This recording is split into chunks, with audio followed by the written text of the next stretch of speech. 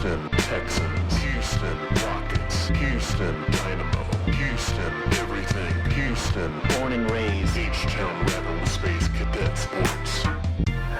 Ladies and gentlemen, boys and girls, children of all ages, folks of all stripes, and distinguished guests, put your hands together for the Space Cadet Sports Podcast. Houston, we have Paul Salazar Jr. Hey y'all, welcome back to the Space Cadet Sports Podcast, your Houston sports podcast for diehard Houston sports fans, from a diehard Houston sports fan. I'm Paul Salazar Jr., your favorite diehard Astros fan podcaster, and as always, feel free to add as many additional qualifiers to that statement to make it true. I am a creative multi-hyphenate, an entertainer, but most importantly, I am a proud Houston native, and I have the receipts to prove it. I know where Shepherd turns into Durham. I have a favorite Shipley's for donuts. Depending on the time of day, I have a favorite Shipley's for kolaches. Look, I'm begging you to believe me, please. I've spent the last decade or so as a comedy writer in Los Angeles, and now, I'm podcasting. That's what happens once you live in Los Angeles for more than a decade. You just get a podcast. Good day, mates, and bienvenidos to new listeners. This is a Houston sports show / comedy podcast. We have to list it in that order legally due to a lack of jokes. We try not to be too emotional or hot-takey or ridiculous sports guy here on the podcast. We try to remember that we've elected to be sports fans. We've opted into this, and, we try to enjoy life the best we can in this wild, wild world right now. On today's episode, the Houston Astros pretty much stood pat at the trade deadline. We'll talk about the major trade that came through and the lack, if you will, of a major trade and what that means for your Houston Astros. For your Houston Astros, I should say. I'd like to welcome returning listeners and welcome new listeners to what my brothers call the Paul Broad Pod Ball Blog. Hey, brothers. They're both Milford men. Shout out to my brothers. Shout out to Arrested Development fans. And shout out to the subs on the Substack. Check out spacecadetsports.substack.com so you can be a sub too. And there you can get the full blog experience or the full blog experience depending on your interpretation of my mumbles. See, I'm so out of practice that I don't even set myself up for the the running jokes on the podcast anymore.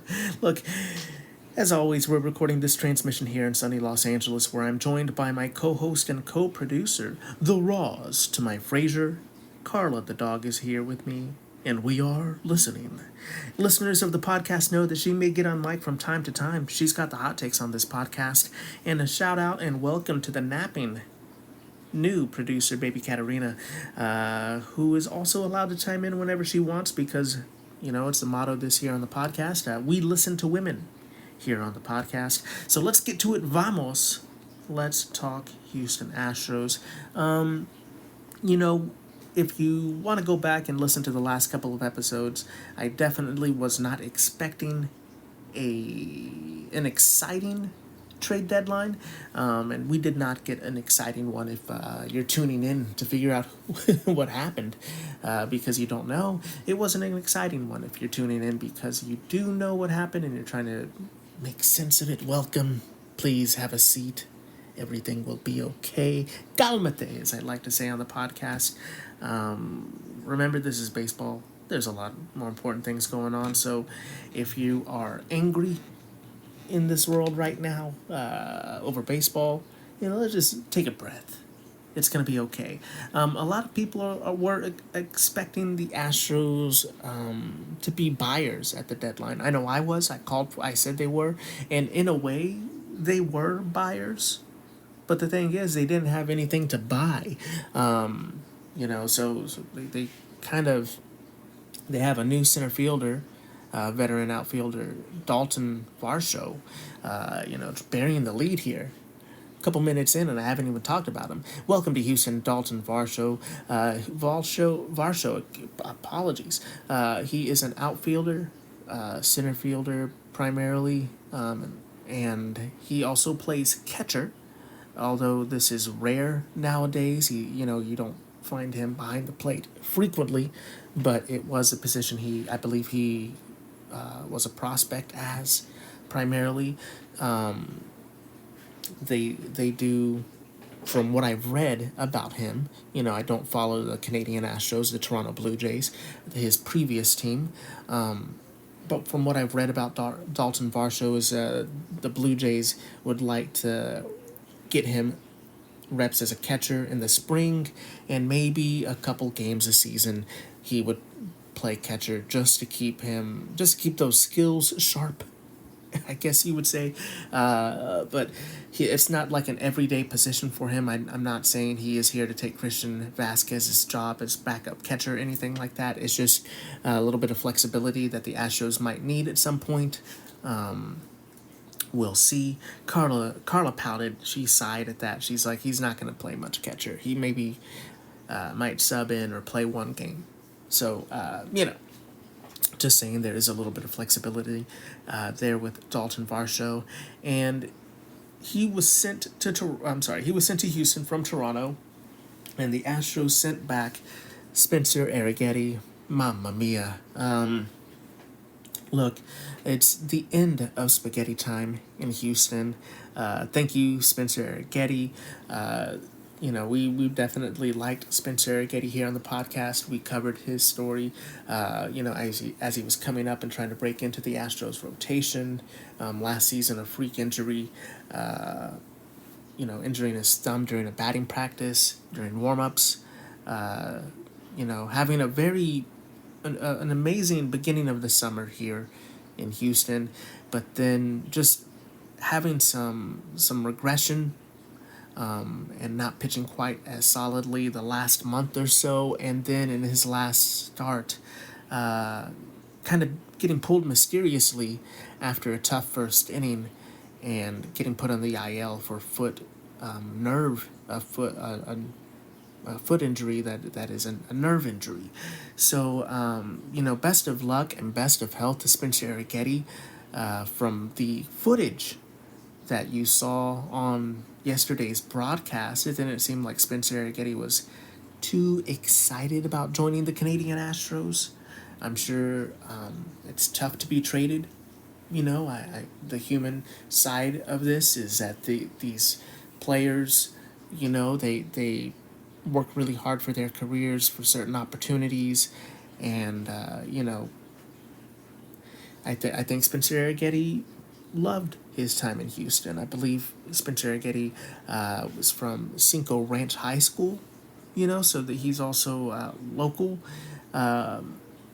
So it must be tough from the personal standpoint there. So we don't forget that. We're holding on to that. We're holding space. We're holding space for that. But as from the baseball standpoint of it is, we were able to get a lot out of Spencer Arrighetti. I think he kind of factors in to be a late, like, kind of rotation guy, like maybe a 4 or a 5. He definitely has the stuff, as in, like, he has the grit, he has the determination to be a major league starter if his health permits. But the ceiling there, we were seeing he could dominate, but there was, kind of a regression to the mean, to his average, and we could see a future in which Spencer Arrighetti is just entrenched into that Toronto Blue Jays rotation, just because the guy wants it. He is a stats nerd. He is a student of the game, and he that just, those intangibles go a long way in any sport. So with my very lazy scouting report, I'm not trying to put too low of a ceiling on him. We're just kind of being realistic based off of what we've seen from him. Spencer Arrighetti, you're welcome to come on the podcast and talk about my ceiling as a podcaster. We're not trying to be rude here. I always, if I ever feel like I'm being a little too hard. I always welcome that player to come on the podcast and come at me. That's fine with me, okay? But we do wish the best for Spencer Arrighetti, wishing him best of health. And, it's not about winning or losing the trade here in this moment. We really like the guy as a person.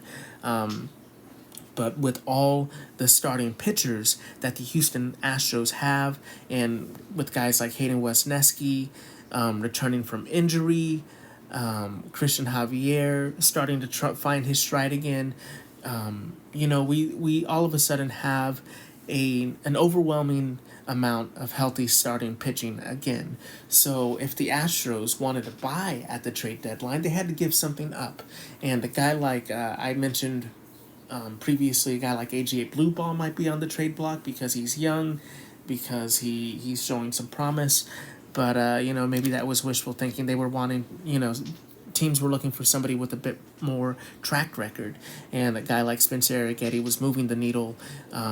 So, he played himself into being desired by other teams. But we have a lot of starting pitching. That's just a reality right now.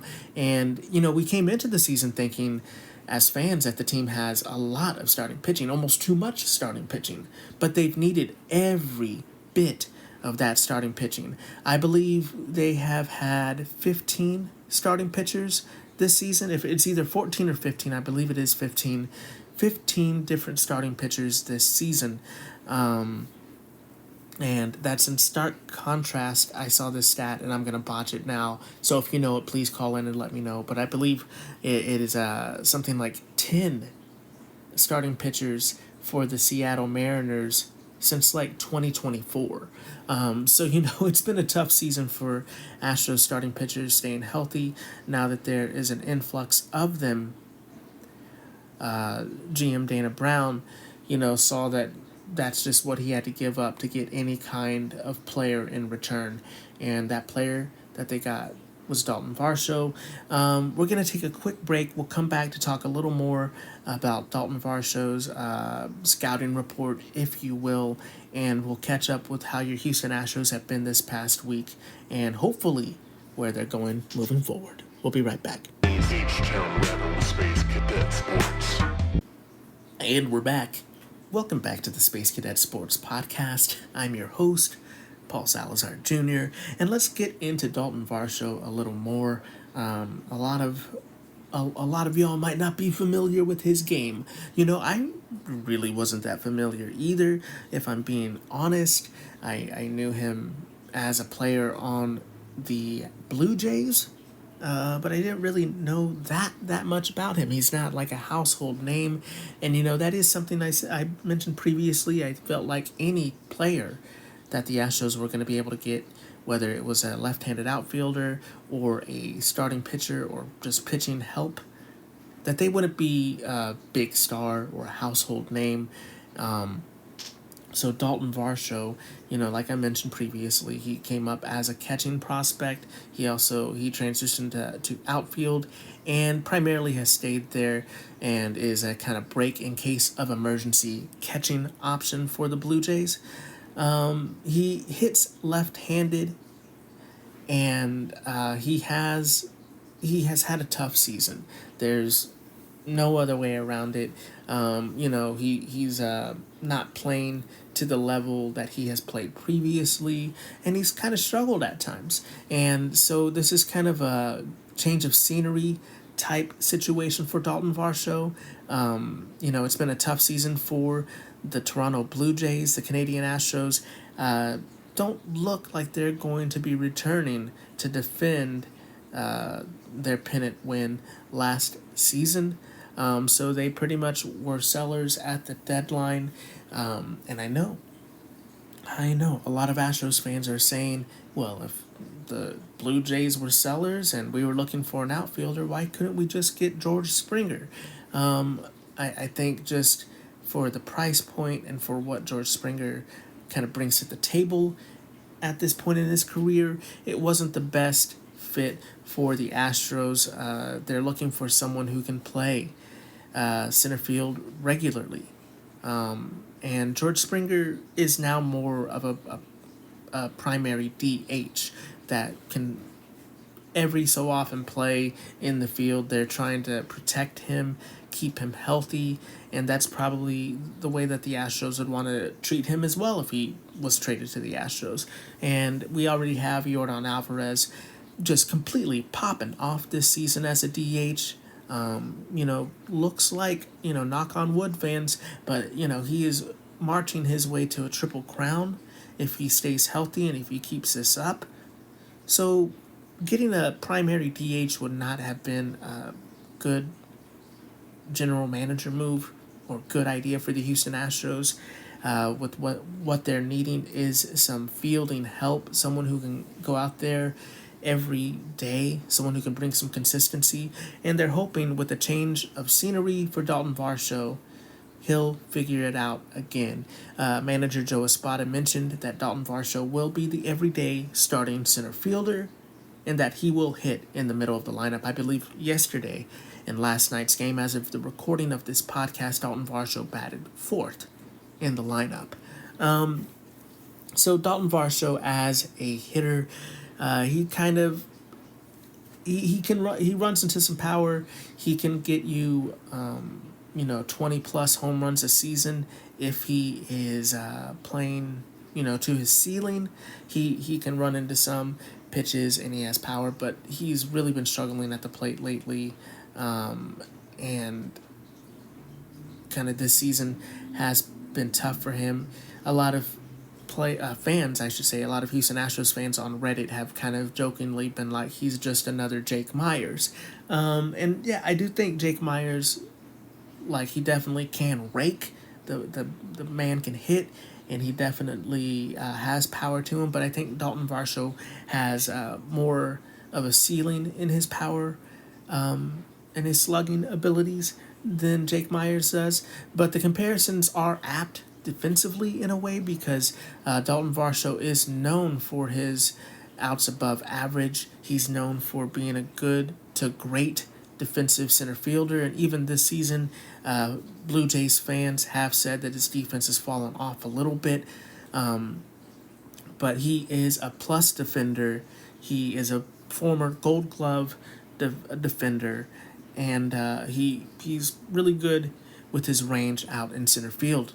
So that's good to have because the Astros are a defense-first team almost always right now.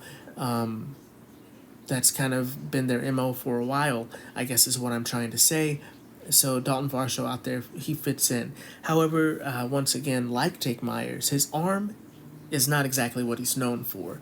He's not going to be a guy out in center field throwing runners out at the plate or anything like that. He doesn't exactly have a cannon on him, but he's known for his playmaking and his jump and his range out in center field more than anything else. So we're hoping that Daulton Varsho, with his change of scenery, with being on a first place team, and with kind of seeing that Toronto Blue Jays run last season, maybe he can catch a little fire and figure it out with the Houston Astros. We're really banking on it because this trade deadline, we'll get to that kind of more generally now, was not exactly a blockbuster movie. It was a bit of a snore fest for Astros fans. I thought that this was one of two trades that was going to come through. I really didn't know what other trade it could have been for some pitching, but we were, as fans, looking for some pitching at the trade deadline, and in a way, the frustration I believe that most people have is that we kind of lost pitching with Spencer Arrighetti.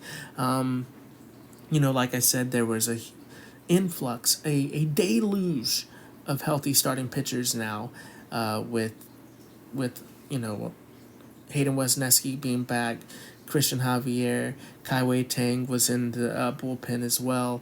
There's just Tatsuya Imai is now pitching out of the bullpen. He had a good game last night. We'll get to that hopefully a little bit later. But there are a lot of starting pitchers right now for the Houston Astros, so it was just expendable to lose another starting pitcher. So we'll see if that comes back to haunt GM Dana Brown, who is in the last year of his deal.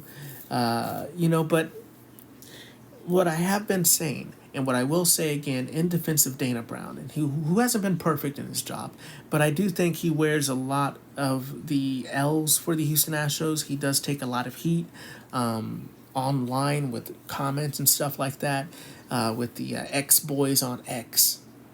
The sports radio boomers, if you will. The comments are always coming in for Dana Brown.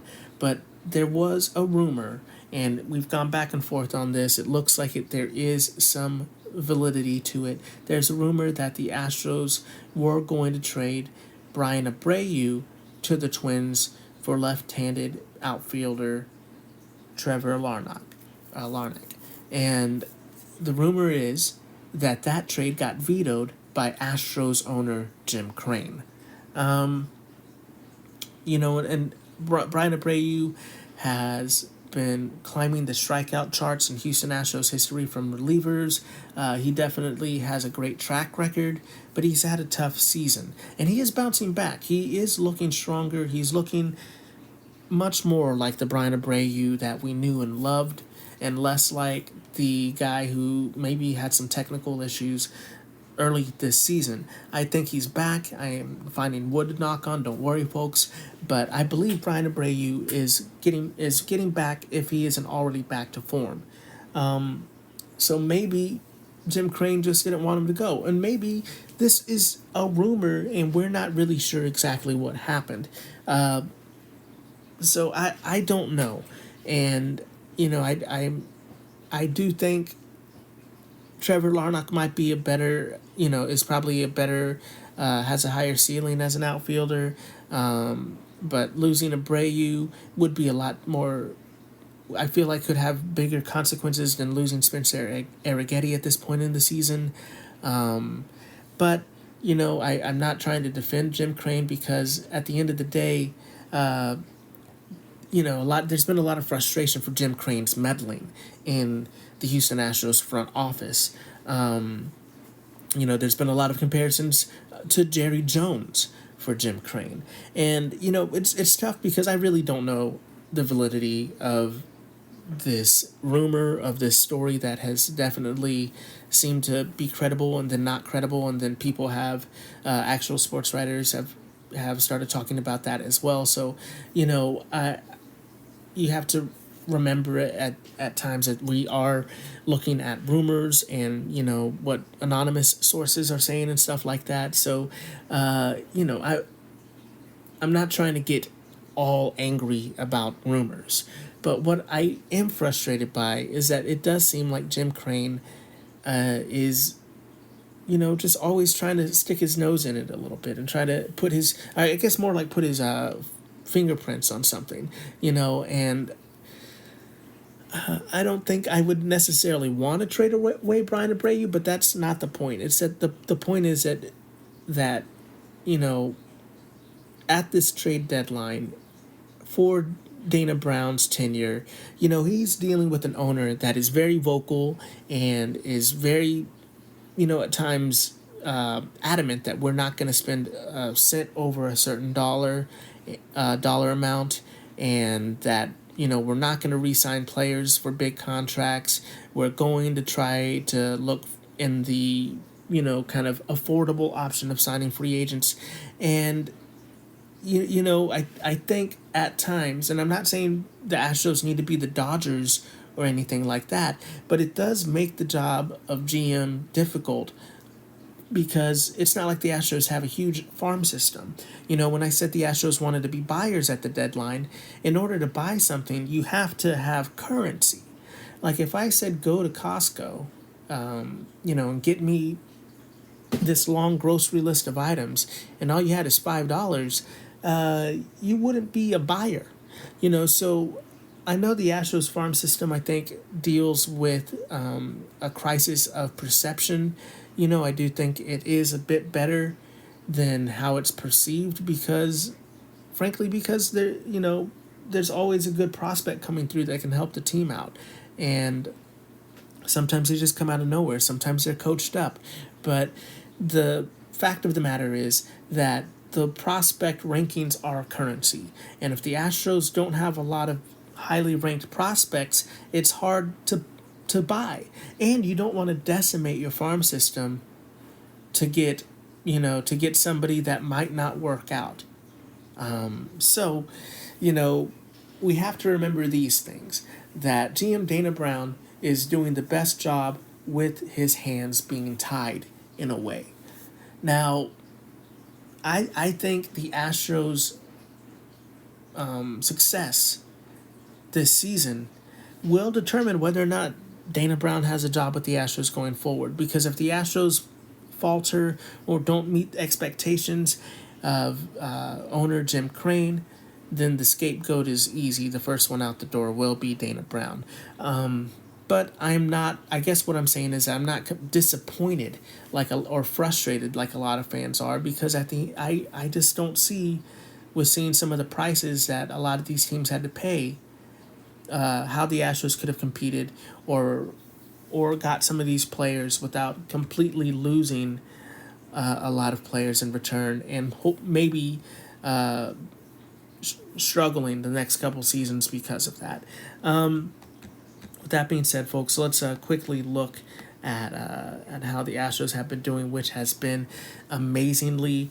They swept the Rangers. Not only did they take the silver boot, they took the whole series, went on a 6-game winning streak, and then last night, after the trade deadline, lost to the Toronto Blue Jays, losing the game 1-3. Christian Javier had a quality start, going 6 innings, only giving up 3 earned runs.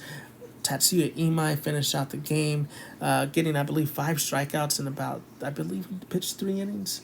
I'm going to try to look that up real quick for you folks. But a good pitching performance. Yeah, that's correct. 3 innings, 5 strikeouts for Tatsuya. Good pitching performance for the Astros, but their offense just wasn't there. Daulton Varsho did start. He did bat 4th, and he did pick up a hit. But just overall, the Astros left too many men on base, and going forward, they're going to have to win series. In order for this Astros team to get to the playoffs, there's no more clowning around, if you will. The Astros are currently first in the division, and they need to win some series to keep a hold of that lead, because I think playing for the wild card in a way isn't going to be helpful this season. It might be hard for 2 teams to come out of the AL West because of how many teams just hover around 500 in the AL West. So they have Toronto, then they have Thursday off, and then it's a road trip to California with San Diego and San Francisco. So we're hoping that this team just starts winning series and puts the summer behind them, and just move forward and look ahead to fall and play some great baseball. That's what we're looking for these Houston Astros post-trade deadline. But let me know what you think about the trade deadline. Let me know what you think about your expectations for the Astros. I think this team has what it takes to win the AL West, mostly because it's been a tough season for all teams in the AL West. And the Astros are positioned right now to play with some confidence, to play behind an MVP candidate like Yordan Alvarez, who honestly is much must-see TV right now. Watch for Yordan Alvarez as he's chasing the Triple Crown, if for nothing else, folks. I think this team can find some consistency. I think Dana Brown and Joe Espada are playing for their lives, if you will, right now. I think this could be a great ending of the season for your Houston Astros. Whether you call them the zombie Astros or the roaches of baseball. I think this could be a good end of the season for the Astros, but let me know what you think, folks. And that's going to do it for this transmission, Space Cadets. Thanks so much for listening to the podcast. Please like, rate, review, subscribe, share, and all that jazz. We are a small podcast and only go as far as our listenership takes us. We are supported by listeners like you. So please share with a Houston fan or Australian in your life and give us a 5-star rating wherever you listen. Reach out on social media at Space Cadet Sports. Instagram, you can follow along stories. That's another way besides the Substack to follow along with us this Astros season. Let me know your takes by calling in. Obviously, it's not a radio show. You can't call in live, but you can leave me a voicemail on SpeakPipe. That's speakpipe.com/Space Cadet Sports. And please be a sub. You know you want to be a sub Sando on the Substack. That's spacecadetsports.substack.com, where you can subscribe for free and get like all the content. There's not a lot behind the paywall, hardly if ever. I just have a premium subscription so you can help support financially, help pay the bills around here if you so choose, if you like us enough. And if you made it this far, you definitely like me. You can find me making weird jokes, memes, art, podcasts, and so much more at Paul Salazar Jr. on social media, where you could or you could check Substack. I also have a personal Substack full of my musings and all my other nonsense if you're nasty. Thanks for listening. Remember to be the best that you can be. Keep your head up, kid. And as always, vamos, vamos, Houston, and abolish ICE.